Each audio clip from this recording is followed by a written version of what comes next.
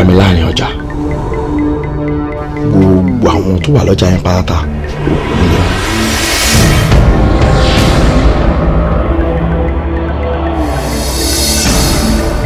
gẹ́gẹ́ bí àkúdà ìyá lóbìnrin.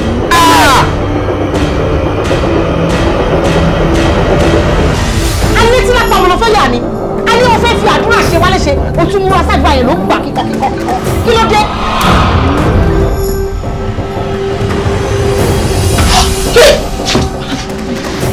kò sí nǹkan méjì tó máa ń ṣe ju wípé ó fi ara ní wá lọ.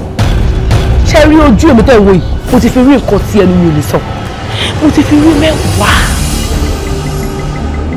kí ló dé tẹ́ fi like sìgá. mo lè ka 50 advantages of cigarette. Ọlọ́run ẹ try ẹ. no.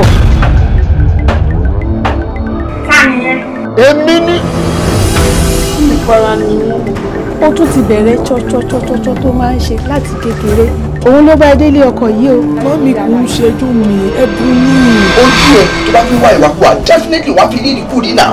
ilé kan tí mo fẹ́ bí ilé rèé báwo lẹ́yìn méjèèjì tẹ́ ẹ ṣe sí ẹ̀yìn òkú méjèèjì tẹ́ ẹ jọ ń ṣe lọ́kọ láya.